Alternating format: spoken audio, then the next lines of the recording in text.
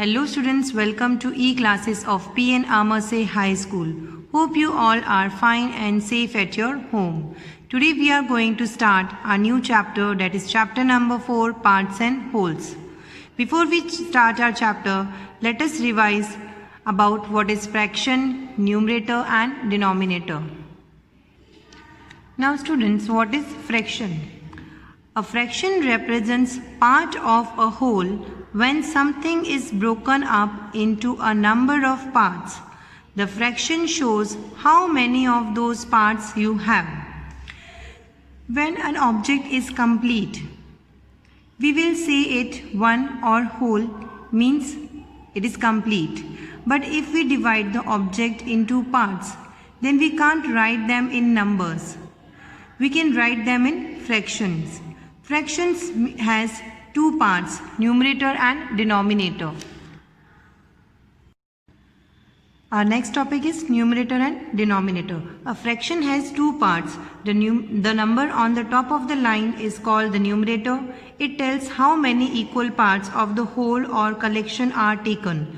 The number below the line is called the denominator. It shows the total divisible number of equal parts, the whole into or the total number of equal parts which are there in a collection. Students, I will explain you this with a figure. Students, here a figure is given and it's divided into 4 equal parts, 1, 2, 3 and 4. So denominator tells the total number of equal parts in a whole of a collection. So here the total number of equal parts are 1, 2, 3 and 4. So here the denominator is 4. And numerator tells the number of equal parts taken. Here 1, 2 and 3 parts are shaded. So the numerator is 3. So we can see that the number which is written below the line is called denominator and the number which is written above the line is called numerator. So students, here an object is given and we are taking the complete object. So we can say it as a whole or one.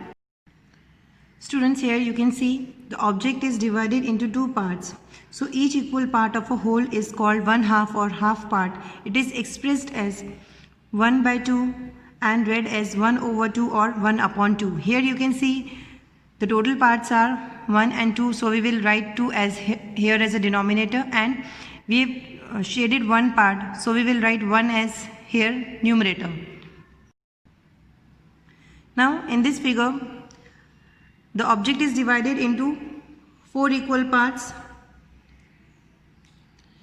So each equal part is called 1/4 or a quarter of the whole. Any whole can be divided into 4 equal parts and each part is 1/4 or a quarter of the whole. It is expressed as 1/4 and read as 1/4 or 1/4. Students, here you can see the object is divided into 1, 2, 3, 4 equal parts and here the total parts are 4. So we will write 4 as a denominator and we have taken 1 as a shaded part. So we will write 1 over here as a numerator. Now here the object is divided into 4 equal parts and we have taken 1, 2, 3 shaded parts. Here if the 3 parts of the 4 equal parts of the whole will represent as 3/4 or 3/4 or 3/4, it is also read as 3/4. Students, here you can see that the total parts are 1, 2, 3, 4. So we will write 4 here as a denominator and we have taken 3 shaded parts, that is 1, 2 and 3. So we will write 3 here as a numerator. Now we start with our chapter, parts and wholes. Question number 1. Divide the given rectangles into 6 equal parts in different ways. Students, here rectangles are given. We have to divide it into 6 equal parts and in different ways. Students, here you can see the rectangle was given. I have drawn 5 vertical lines in the rectangle and I have divided the rectangle into 6 parts. Here you can see 1, 2, 3, 4, 5 and 6. And in the second rectangle, I have drawn 1 horizontal line and 2 vertical lines. And now the rectangle is divided into 6 parts. You can see here 1, 2, 3, 4, 5 and 6. Students, in this way, the remaining 2 rectangles you have to do by yourself. Now question number 2. Divide the given squares into 4 equal parts in different ways.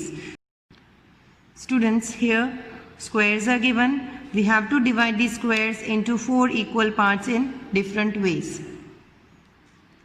So students, here you can see in square number 1, I have drawn one horizontal and one vertical line to divide the square into 4 parts, 1, 2, 3 and 4. And in second square, I have drawn 2 slant lines to divide the square into 4 parts, 1, 2, 3 and 4. Students, rest 2 squares you have to do by yourself. Now question number 3. Divide the given triangles into 3 equal parts in different ways. Here triangles are given. We have to divide it into 3 equal parts in different ways. Here students, you can see in triangle 1 I have drawn 2 lines and divided the triangle into 3 parts, 1, 2 and 3. Here I have drawn 3 lines and formed 3 different triangles in this one triangle and formed the 3 parts, 1, 2 and 3. Rest 2 triangles you have to do it by yourself. Now we move to question number 4. State what part of the figures given below are shaded. Here we have to write the part of the figure which is shaded.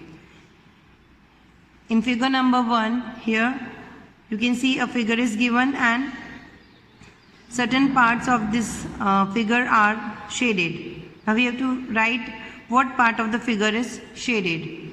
So first we will count the total parts of the figure, 1, 2, 3, 4, 5 and 6.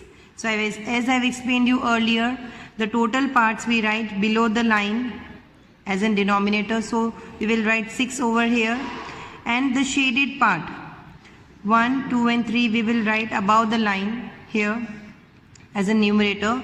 So the answer is 3 upon 6, that is 3 by 6th part of the figure is shaded. Or you can find the reduced form also. So here 3 is a prime number, so we will write 3 as it is. We will draw a line over here. Now we'll expand this 6 and we will write 2 multiplied by 3 in the place of this 6. 2 3s is 6. Now we will cut this 3 from above the line and this 3 from below the line. Now here we will write 1, as here no number is there, so we will write 1, and here 2 is remaining, so we will write as 2. So we can say that the shaded part is 3/6 part of the figure or half part of the figure.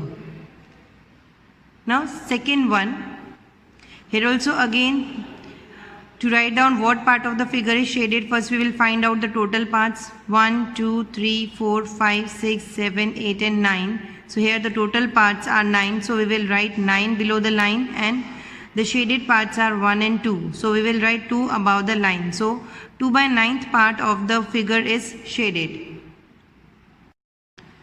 Now here in figure number 3, again we have to find out how many total parts are there. 1, 2, 3, 4, 5, 6, 7, 8, 9, 10, 11, 12, 13, 14, 15 and 16. So we will write 16 below the line, that is denominator, and the shaded parts are 1, 2, 3, 4, 5, 6, 7, 8. So we will write 8 above the line, that is numerator, or you can find out the reduced form of it.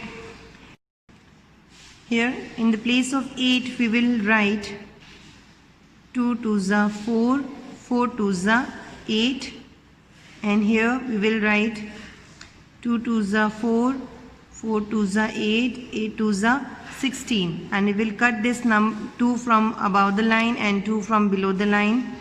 Again we will repeat same, we will to cut 2 from above the line and 2 from below the line, and here also we will cut this 2 from above the line, here this from below the line.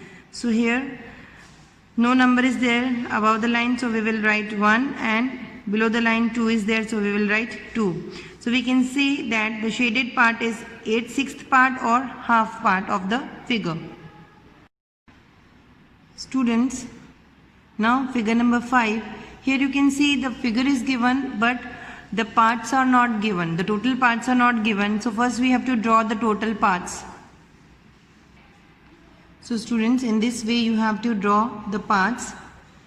Now the total parts are 1, 2, 3, 4, 5, 6, 7 and 8. There are 8 total parts. So we will write 8 as a denominator and the shaded part is 1. So we will write 1 as a numerator. So the answer is the shaded part is 1/8 part of the figure. Students, the remaining sums you have to do of question number 4 by yourself. With this we end our today's video and will continue with our chapter in the next video. Thank you.